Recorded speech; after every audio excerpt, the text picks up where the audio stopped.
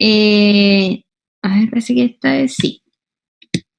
En donde, esta es una clase más cortita, en donde vamos a ver dos malformaciones, que es la gastrosquisis y el onfalocele, que son dos malformaciones que en donde hay alteraciones de la pared abdominal, ¿cierto? Y permite ya sea la evisceración o la herniación de los órganos de la cavidad abdominal. Son malformaciones que ocurren en etapas muy precoces del embarazo. Prácticamente hay algunas, por ejemplo, el onfalocele es de un inicio bastante más precoz, estamos hablando de la semana 4 o 5 de gestación. A lo mejor ni siquiera la madre sabe que está embarazada y ya hay algún defecto por aquí. Y la gastrosquisis también, por alrededor de la semana 7 ya puede haber una alteración y permite, ¿cierto?, que aparezcan estas malformaciones que en algunos casos son incompatibles con la vida. Fuera de la onfalocele y la gastrosquisis también hay otras malformaciones de la pared anterior que no las vamos a tratar acá porque la verdad es que son bastante complejas, con una incidencia muy baja, y la sobrevida de los niños no tiene sobrevida, lamentablemente. Bueno, ¿cuál es el objetivo de esta clase? Conocer los defectos de la pared abdominal que se presentan con mayor frecuencia en el periodo neonatal y reconocer el manejo inmediato del recién nacido con defecto de la pared anterior para la prevención de los eventuales riesgos. Aquí tiene que ver un poco el manejo antes del parto, intraparto, etc. A modo de introducción, contarle que los defectos de la pared abdominal son malformaciones frecuentes que se clasifican como defecto de la pared abdominal ventral. Se agrupan en varios tipos de categorías según sus características anatomopatológicas y la patogenia. En el fondo, se clasifican un poco de acuerdo a los órganos que están comprometidos dentro de esta alteración. Entre ellos está la gastrosquisis, el onfalocele, que son los que vamos a ver, la ectopia cordis, en donde el corazón está afuera, ¿cierto? Y no hay desarrollo de nada de la pared anterior, no hay pared del tórax, y uno ve cómo late el corazón ahí afuera. Ectrofia vesical, que también es muy poco frecuente. Todos estas patologías, como les dije recientemente, son patologías que se caracterizan por la eventración, por la salida, ¿cierto?, de estos órganos, ya sea a través de un orificio, como en la gastrosquisis, o a través de una herniación y de un saco que contenga estas vísceras. Estas malformaciones pueden estar cubiertas por piel, como las hernias, o por el amnios y el peritoneo, como ocurre en el onfalocele, o bien presentarse abierta al exterior, como en la gastrosquisis o la ectrofia vesical. Algunas son incompatibles con la vida, y el diagnóstico ecográfico se hace siempre, en realidad, la presencia de un onfalocele, cuando las vísceras están contenidas dentro de lo que es el cordón umbilical, puede detectarse ya a partir de las 12 semanas, lo mismo que la gastrosquisis, en donde las vísceras flotan, ¿cierto?, libremente en el líquido amniótico. Y otra forma de hacer el diagnóstico de esta patología es con la elevación en sangre materna de las alfa-fetoproteínas. Bueno, ¿qué es esta gastrosquisis? La gastrosquisis es una malformación de la pared abdominal en donde generalmente el orificio o la falta de desarrollo de esta pared ocurre en el hemilado derecho.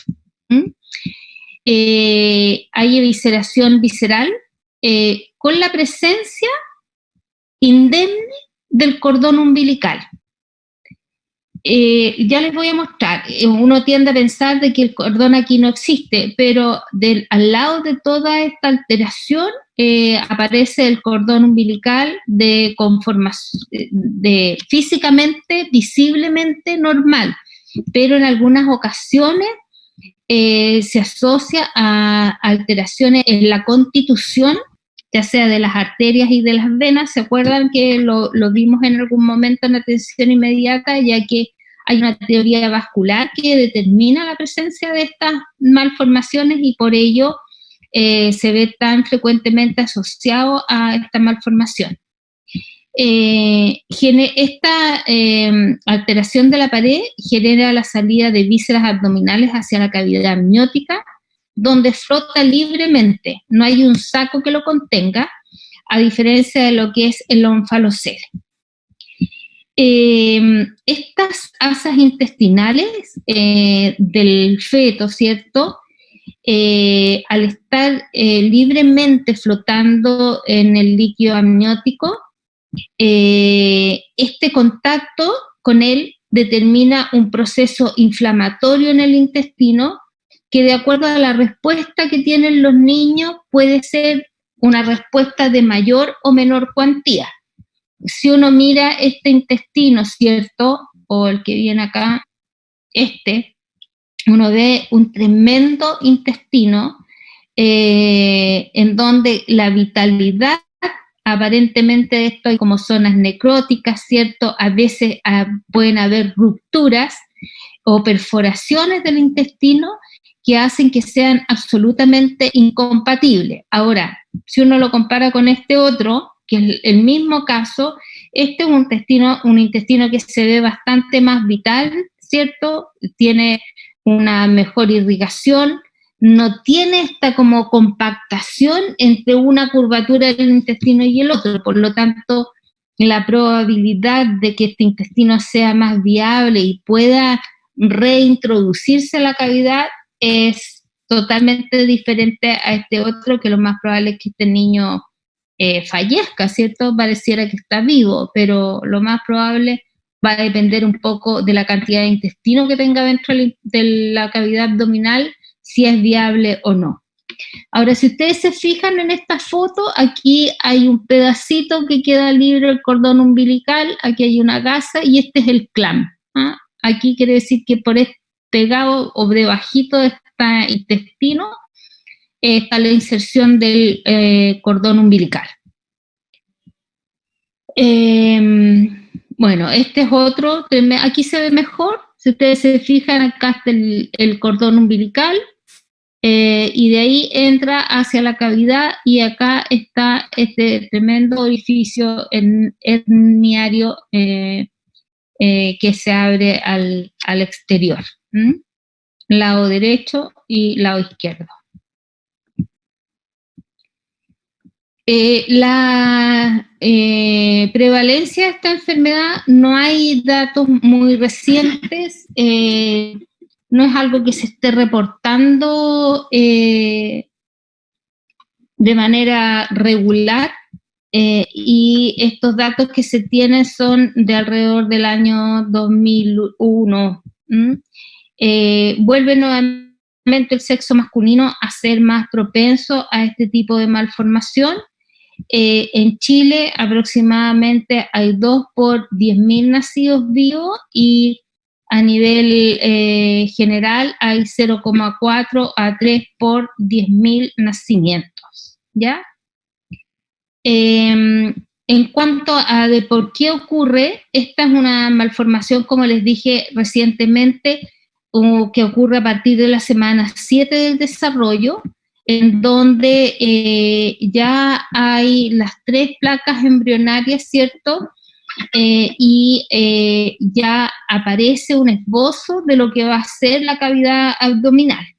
La cavidad abdominal va desarrollándose y creciendo por el crecimiento de las mismas estructuras que van a estar contenidas en él. Por lo tanto, si aquí no migra esto y no se introduce, porque inicialmente esto empieza a devolverse, no hay desarrollo y estas estructuras quedan por fuera. Hay una teoría, la teoría vascular de Debris, en donde dice que hay una involución anormal o atrofia prematura de la vena umbilical derecha. Involución quiere decir que no se sigue desarrollando, y que esta involución determinaría, ¿cierto?, la falta de migración de las estructuras que van a estar, que van a constituir el hígado, el estómago y los intestinos hacia el interior, ¿ya? La persistencia como la atrofia de este vaso provocaría una alteración en la vascularización de la pared abdominal.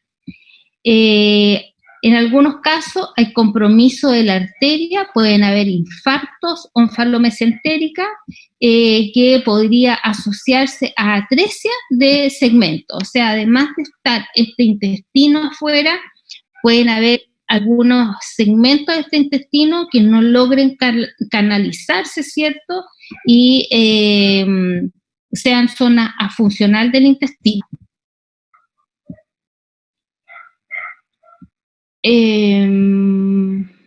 Ya. En cuanto a la clasificación, este tipo de alteraciones o malformación se van a clasificar como complejas en el caso de que esta evisceración, ¿cierto?, sea acompañada de atresias en algún segmento del intestino, un vólvulo, que es como un globito, como que estuvieran atrapados y se estrangulan así, quedan como racimos, o la perforación de algún segmento y que pueden haber múltiples perforaciones por el tiempo, ¿cierto? Casi 8 meses expuestos a esta líquido amniótico y a este proceso inflamatorio.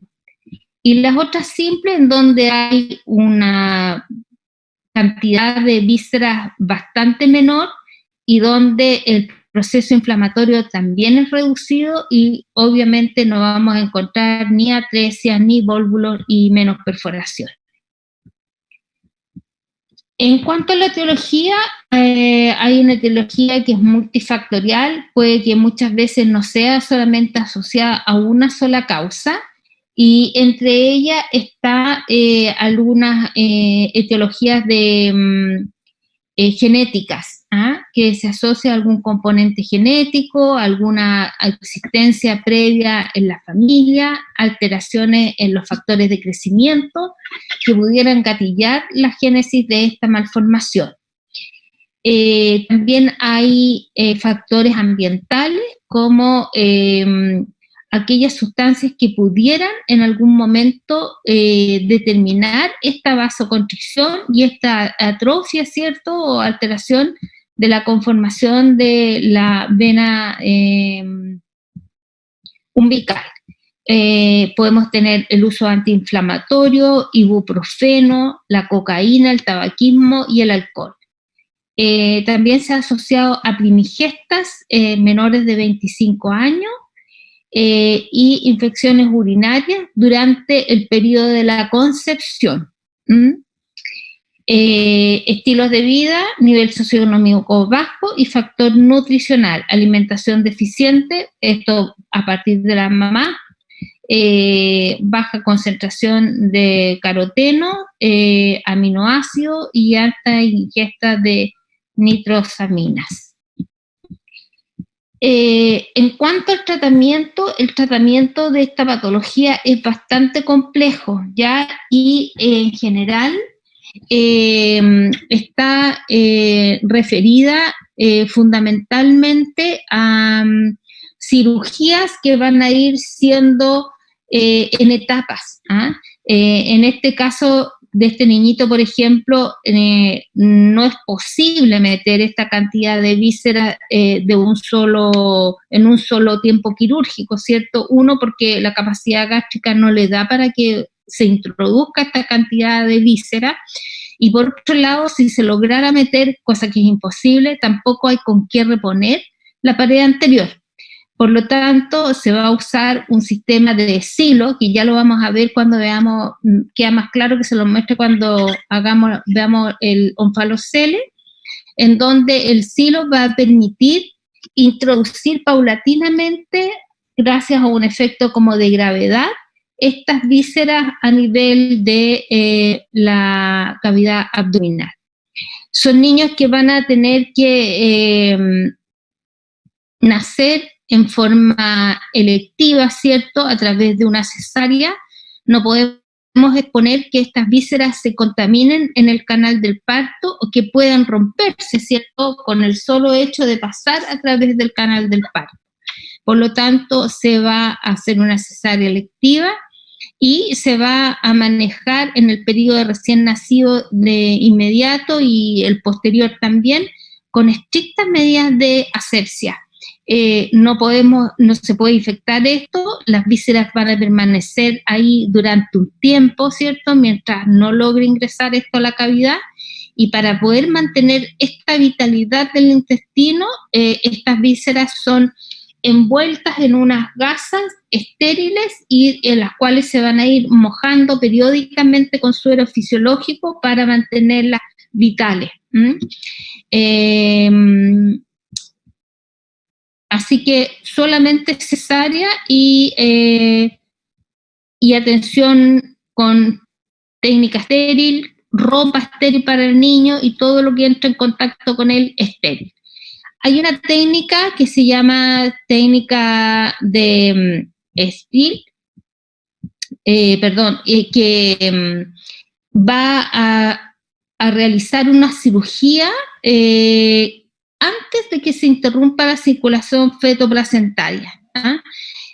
Antes de que se seccione el cordón, se lleva a efecto esta cirugía en donde se trata de reducir parcialmente el defecto, pero lo hacen con la intención de minimizar y tener un menor tiempo y complicaciones en el manejo respiratorio de los niños. Es una técnica que no se hace acá, pero que se las traje para que sepan que en otras partes se hace algo antes de que, entre comillas, el niño nazca. En cuanto a las complicaciones, podemos tener septicemia, insuficiencia respiratoria, ictericia, reflujo gastroesofágico, hilo intestinal, considerando que hay alguna alteración vascular, hay mucha manipulación de los intestinos y esa manipulación hace que el intestino tienda como a paralizarse, cuesta que el intestino empiece a moverse de manera eficiente. Pueden hacer neumotórax, hacen drenaje pleural, hacen ascitis como respuesta inflamatoria y hacen insuficiencia renal. Esta malformación en general se asocia a arteria umbilical única y a anomalías cardíacas en un 20%. En general, siempre que uno encuentra una malformación mayor, ya sea de esta índole o disrafia de la columna, malformación cardíaca, de cerebro, lo que sea, se busca la asociación de otros sistemas, ¿cierto?, o alteraciones de tipo genético, por lo tanto son niños que van a requerir de un cariograma para descartar la presencia de algún síndrome o de otras malformaciones asociadas. En cuanto al pronóstico, el pronóstico es relativamente bueno, tienen una sobrevida de más del 90%, a pesar de que es tan llamativa esta malformación, pero en definitiva el pronóstico va a estar determinado, ¿cierto?, de acuerdo a la presencia de o no de sepsis, de isquemia intestinal, de insuficiencia renal o de falla multiorgánica. Si todo esto pasa, lo más probable es que vaya uno pudiendo solucionar algunos temas, pero hay otros que a lo mejor necesariamente, si bien se salvan, van a quedar con algún grado de secuela, un intestino corto o algún grado importante de reflujo, que no es menor al momento de criar o que crezca este niñito, ¿ya? Eso en cuanto a la gastrosquisis. Aquí empezaríamos el onfalocele. Estamos en la hora, yo no sé si ustedes tienen disponibilidad para que sigamos o lo vemos en la próxima clase. La próxima clase. ¿Ya? Sí, profe, la próxima clase. Ya, entonces vamos a quedar acá, nos queda poquito y no es muy complicado. Ya, chicos, entonces en eso quedamos, la próxima clase el viernes no, vamos a ver los casos clínicos, acuérdense. Sí, profe. Ya. Y Pregunta clínica. dígame. En el caso clínico, ¿uno puede inferir? ¿Cómo qué? Ejemplo, una hipoglicemia. Sí, lo puede inferir. ¿Sí? Sí, o si lo plantea desde el punto de... Profe, Dígame. que en el tratamiento de la... Ay, me cuesta esto. De la gastrosquisis, cuando hay como el manejo de la gastrosquisis, el símil exit, ese era como un... Es un estudio que se estudio. hizo, sí, que se hizo y se trató de operar a los niños antes de que se interrumpiera la circulación materno-fetal, o sea, antes de ligar el cordón, porque se vio que a través de esa técnica la perfusión a nivel del intestino era como mejor y por lo tanto el pronóstico mejoraba, pero no es una técnica que hoy día se haga o que esté como vigente. No es Profe, muy... pero en ese caso tendría que ser como un cierre primario, o sea, que no hubiera... Claro. Que fuera simple. Claro, porque ya vamos a ir viendo con el onfalocele, vamos a ver que las gastrosquisis y los onfaloceles se trata a través de la formación de un silo que va a ir permitiendo que la asa intestinal empiecen a entrar paulatinamente a la cavidad abdominal, de tal forma que esa cavidad abdominal vaya creciendo paulatinamente, porque si se mete todo en un primer cierre primario, las vísceras van a quedar totalmente comprimidas, ¿cierto? Con falla en la irrigación y puedes perder todo y ese niño se muere. Así que Profe, pero, por ejemplo... nunca se cierran en una primera instancia. Ah, es que yo como que leí que, o sea, yo creo, no es que leí, que por ejemplo si el tipo de gastrosquisis era simple, se podía como meter automáticamente, y las que iban a asilo eran como las complejas, que es como por el aumento de la víscera o porque... Sí, eso es así. En el fondo, pero las gastrosquisis en general tienen mucho intestino afuera y la cavidad, el defecto de la pared, a diferencia del onfalocele, es cierto que sale por el ombligo, hay un defecto de la pared, falta músculo y falta piel. Por lo tanto, eventualmente pudiera cerrarse, pero en la gran mayoría de las veces hay que colocar una malla, ¿cierto? Una prótesis que contenga, y por otro lado hay que permitir, ¿cierto?, que esta cavidad vaya creciendo, y en algunos casos hay que poner hasta expansores de piel para poder cubrirlo. Así que el manejo es bastante lento, hay varias etapas en la cirugía. Ahora lo vamos a ver todo eso, ¿ya? Profe, la última pregunta que no entendí, o sea, que en presencia de PIL quiere decir que está cubierto por una membrana con grosor variable. El PIL es un proceso inflamatorio, es como la reacción, como que los intestinos, todas las vísceras que están acá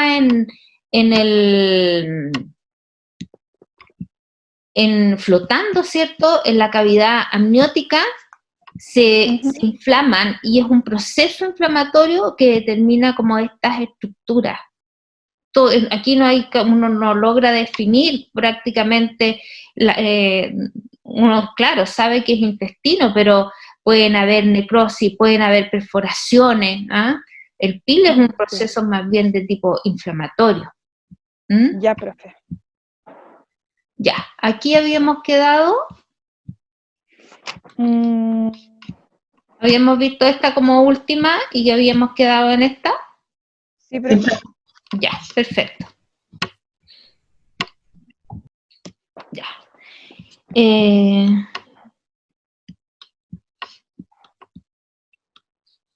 Quiero esconder eso porque si no, no termino de grabar la clase anterior y es muy pesada y se demora cualquier cantidad en grabarse.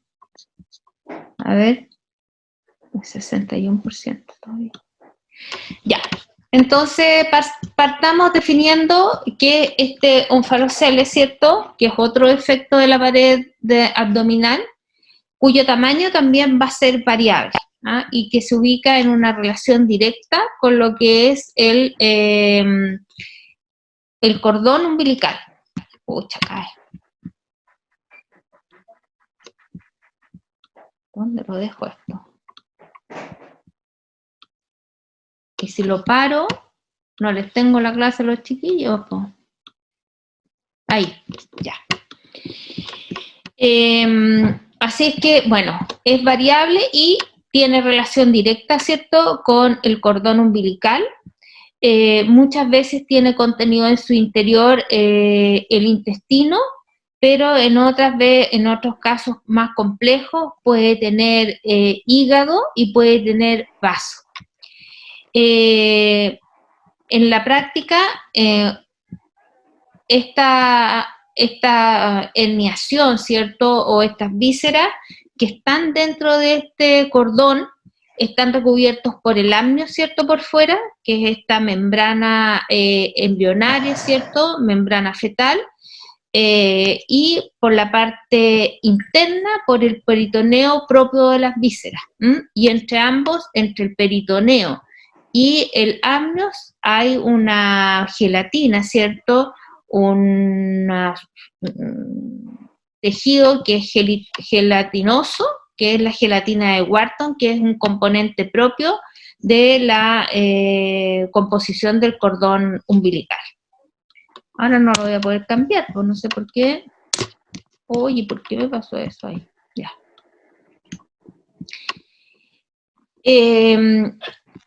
Al igual que la gastrosquisis, el onfalocele está asociado a otras malformaciones que tienen que ver con síndromes cromosómicos, genéticos, y que también en la gran mayoría de los casos está asociado a una alteración en la morfología o en la composición del cordón umbilical.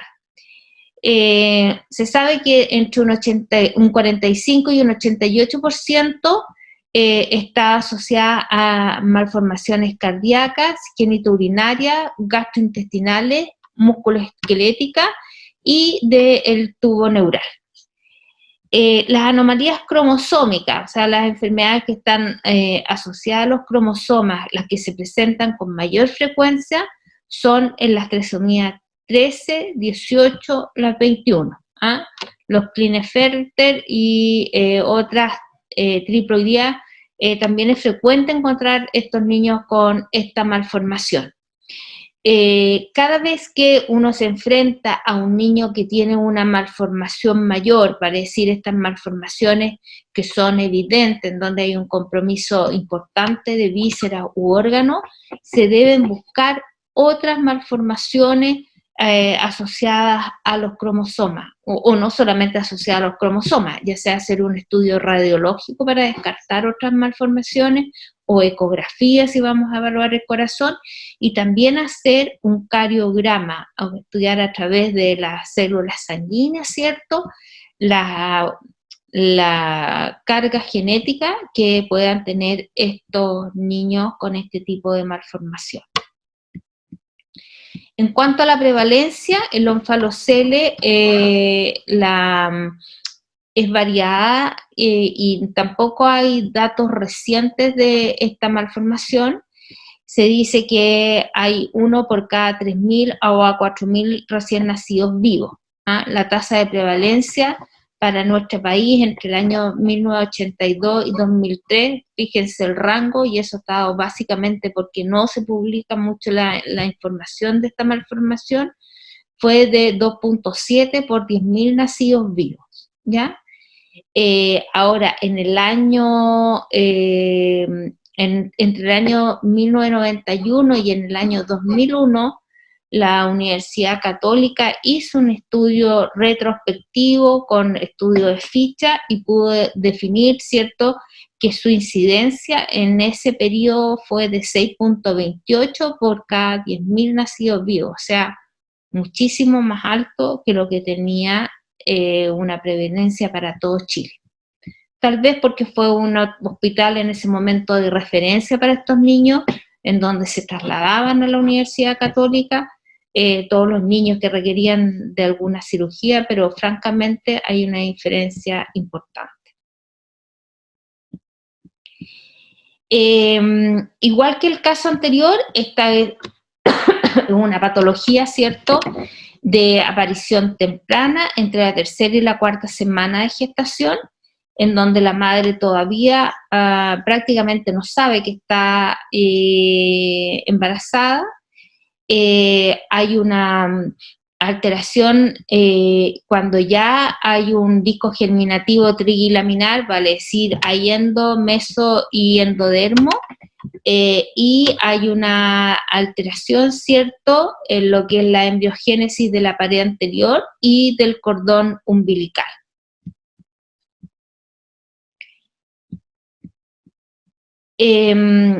Esto tiene que ver con cómo el feto, ¿cierto?, comienza su etapa de diferenciación y cuando este embrión que es cilíndrico se va encorvando, ¿cierto?, y va adoptando esta forma más humana, si lo pudiéramos decir, porque en realidad los embriones, desde mi perspectiva, son todos muy parecidos, pero cómo empiezan a aparecer estos procesos que darán origen, ¿cierto?, a la formación de la pared abdominal, a la formación, ¿cierto?, de la región hipogástrica, etc. Ahora, dependiendo en qué momento se produce esta noxa que altera este patrón de la evolución y de la diferenciación celular, es la aparición de el onfalocele y el compromiso que pueda tener. Se los dejo para que lo revisen. En cuanto a la magnitud, ¿cierto? Aquí hay una foto que permite ver súper bien cómo a través de este amnios y este peritoneo se pueden ver directamente las vísceras. Ahora, mientras más precoz sea esta alteración o detección de estos procesos, ¿cierto?, que van a permitir que estos órganos se introduzcan a la pared, a la cavidad abdominal, porque inicialmente están todos afuera, pero tienen que regresar, va a depender el tamaño, ¿cierto?, o el compromiso de este onfalocele. Los onfaloceles van a clasificarse en pequeños, medianos o gigantes y va a depender fundamentalmente de el contenido, ¿cierto?, que en este saco tenga. Y en general los pequeños van a aparecer como una hernia del cordón umbilical cubiertos por una membrana y no por la piel. O sea, esto quiere decir que el defecto ocurrió dentro de estas 4 semanas de gestación, ya prácticamente cuando el proceso de la formación de la pared abdominal estaba ya terminado. Y aquí hay que ser cautos en el diagnóstico y no considerar, ¿cierto?, de que se trata de una hernia umbilical común y corriente, porque las hernias umbilicales existen en el recién nacido, pero es distinto al onfalocele. La hernia umbilical, uno palpa, ¿cierto?, los rectos anteriores y encuentra que entre uno y otro hay una diástasis, o sea, hay una separación entre el recto del lado derecho y el lado izquierdo, por el cual eventualmente puede haber un aumento de volumen. Eso se debe básicamente a la inmadurez del niño y en la medida que pasen los días, los meses, eso se va a ir cerrando y se va a contener. Pero si a nivel del cordón umbilical aparece esta estructura en donde hay amnios y la característica es totalmente diferente a lo que es un cordón umbilical. Estamos frente a la presencia de un onfalocele. Y no va a haber ningún problema en cerrarlo en con una primera intención. Tenemos piel, tenemos de todo como para cerrarlo y no va a causar mayores inconvenientes en aumentar groseramente la presión intraabdominal. Así que ahí no habría mayor problema. Si ustedes se fijan, este niño tiene una malformación genitourinaria, tiene una hipospadia, ¿cierto? Tiene un pene muy pequeñito y da la impresión de que tiene una alteración en la salida de la uretra, como que estuviera abierto ahí. Esto se llama hipospadia. Después tendríamos los onfaloceles de mediano, que es un contenido del intestino, dentro de los onfaloceles vamos a tener intestino delgado e intestino grueso, y los gigantes que tienen hígado, intestino y vaso. Ya solamente el hígado es una gran estructura, ¿cierto?, sumado al intestino. Aquí uno logra ver cómo la continuidad del cordón sigue y cómo se ve en plenitud el cordón umbilical conteniendo estos órganos que son abdominales.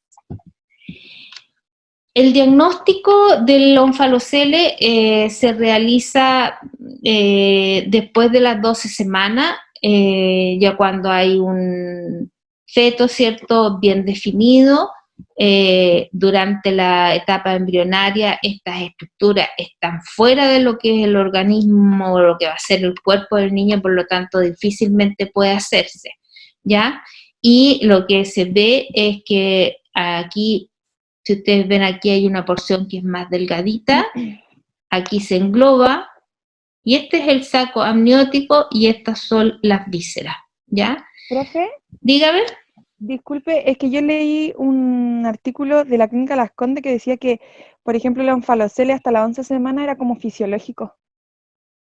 Por eso, después de las 12 semanas se hace, ¿ya? Porque pudiera ser que todavía el cordón es bastante más grueso, se van adelgazando en la medida que el embarazo va incrementando en el tiempo, y ahora si uno a las 12 semanas lo observa y tiene dudas, puede medir alfa-fetoproteína en el plasma de la madre y seguir observando y hacer un seguimiento ecográfico. La idea no es hacer ecografía todos los meses y ver si esto puede disminuir de tamaño, pero por eso no se podría hacer antes, ¿ya? Y menos antes de, uno dice ya a las 9 semanas dejó de ser embrión, pero todavía las estructuras son bastante pequeñas y son difíciles de precisar y de definir.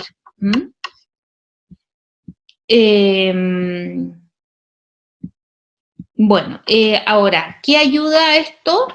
Las ecografías también han tenido un desarrollo importante, y lo que permite también definir si esto es o no cordón o si hay otras estructuras es hacer el uso de un Doppler color. El Doppler color permite ver específicamente cómo es la irrigación de esta estructura que está aumentada de volumen. Si el cordón normal tiene un flujo que es propio y característico, pero aquí vamos a tener un flujo que va a estar dado, además del cordón, de las estructuras que están contenidas en este saco herniario.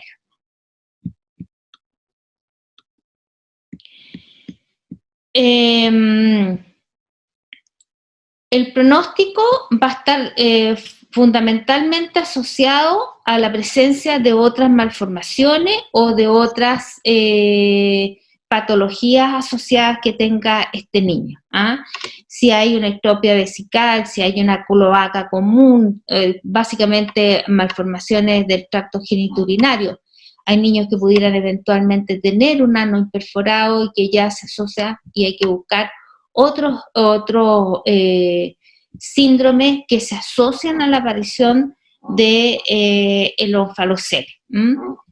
Hay algunos que son solamente el onfalocele y no tienen más y que por lo tanto van a tener un mejor pronóstico, pero si se asocia a otras patologías y otras patologías que a lo mejor van a requerir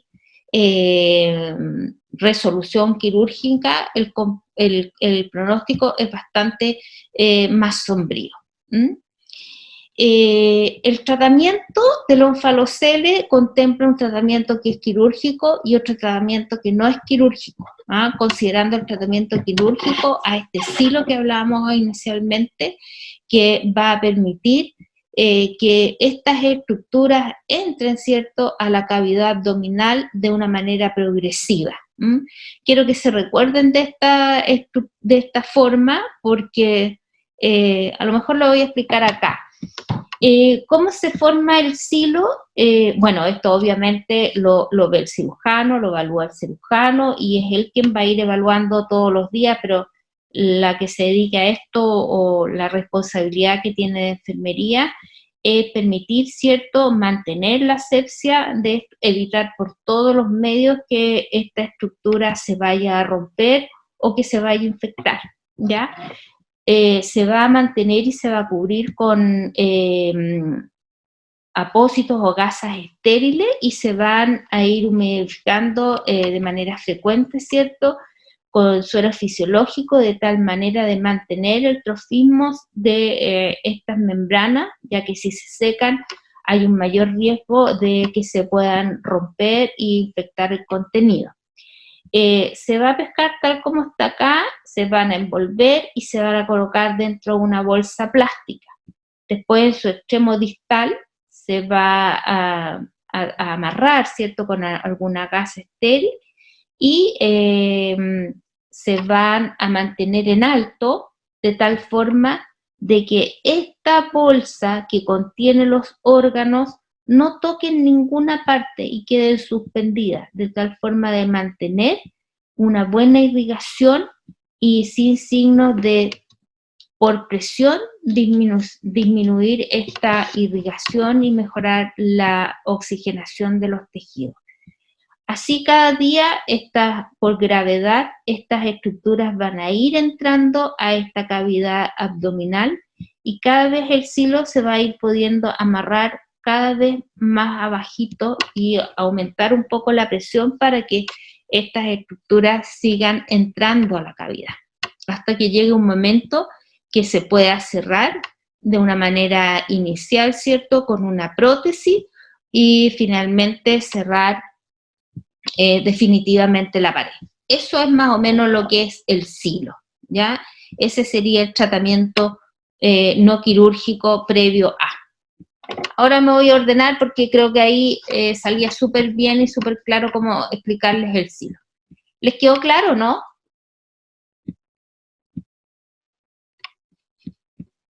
¿Chiquillas? Ya. Bueno, entonces, algunos onfaloceles van a tener un cierre primario, ¿cierto?, que consiste en introducir o reducir este onfalocele, permitiéndole a la entrada de estos órganos a la cavidad abdominal en una sola etapa, ¿ya? Y se cierra y ojalá aquí no haya pasado nada. Está indicado para los onfaloceles pequeños y para algunos de los onfaloceles medianos. Ahora, para el tratamiento del onfalocele mediano, ¿Profe? dígame.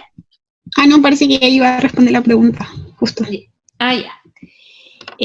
Para el onfalocele mediano o para el onfalocele gigante o grande, este cierre de la pared es diferido, y primero vamos a hacer este tratamiento que es no quirúrgico, que es por medio de este silo y donde por gravedad estas estructuras van a ir cayendo, introduciéndose en forma progresiva a la cavidad abdominal, ¿ya?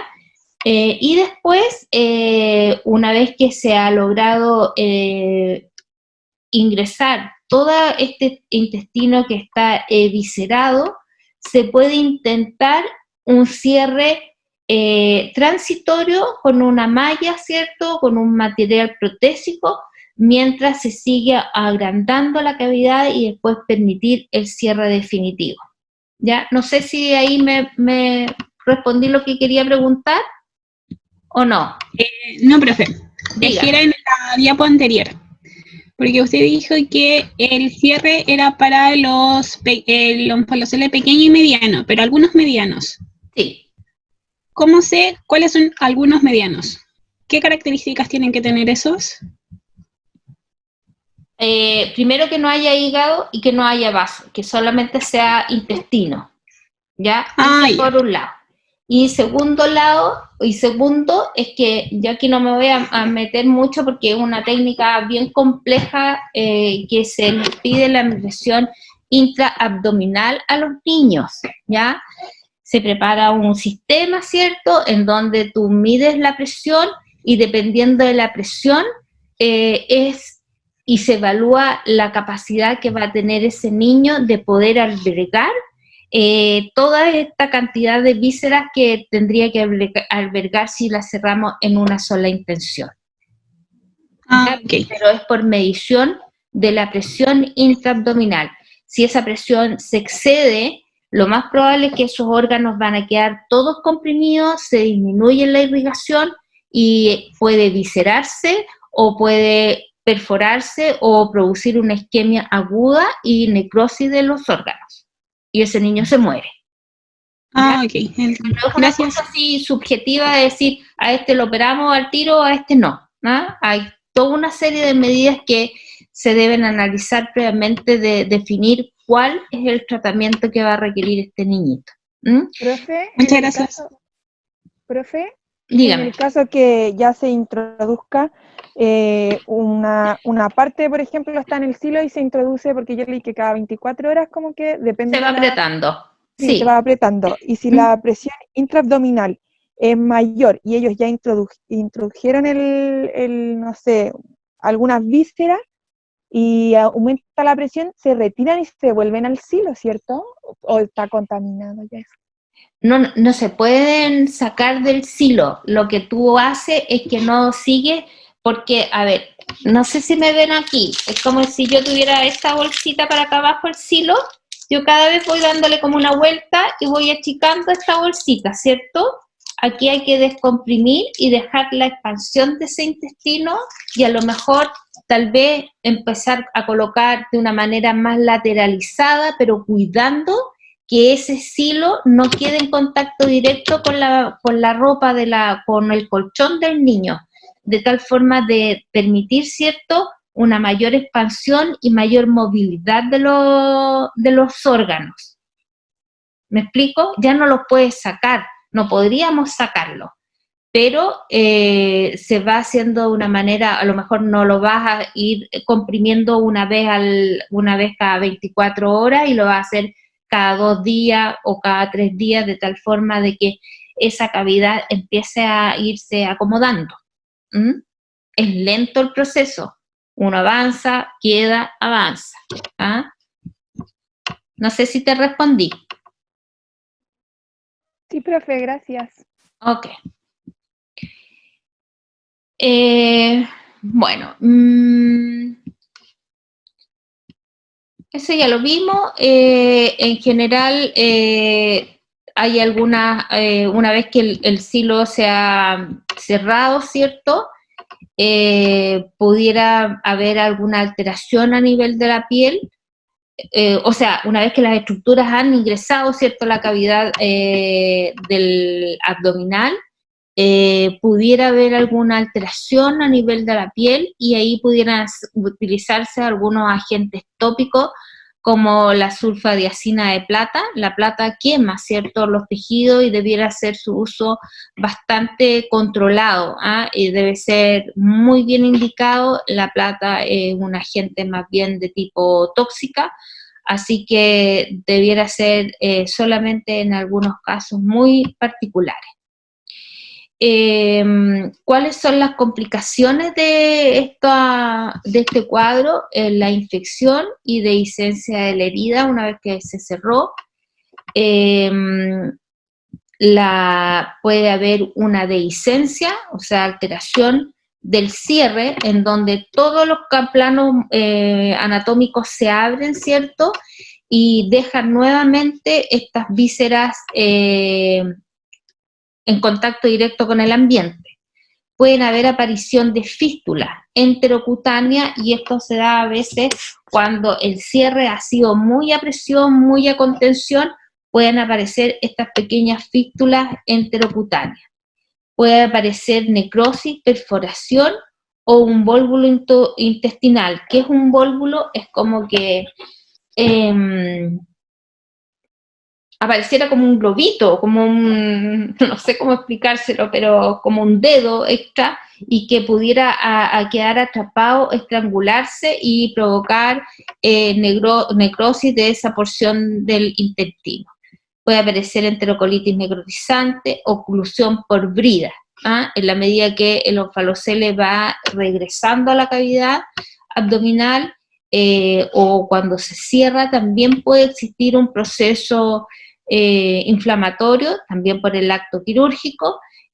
Aparece la brida, que es un tejido fibroso, ¿cierto?, que pudiera agarrar parte del intestino y como amarrarlo, anudarlo, y también provocar una oclusión que requiera de una nueva cirugía. Síndrome compartimental, que tiene que ver por la tensión una vez que la pared se cierra o si el silo se apresura mucho. Pueden haber trastornos de la pared del intestino, en la motilidad intestinal. En relación a las complicaciones, sepsis, insuficiencia respiratoria, ictericia, ¿cierto? Sobre todo si hubo compromiso hepático en este onfalocele, reflujo gastroesofágico. En general, cuando aparece esta patología, gran parte del tracto digestivo está alterado.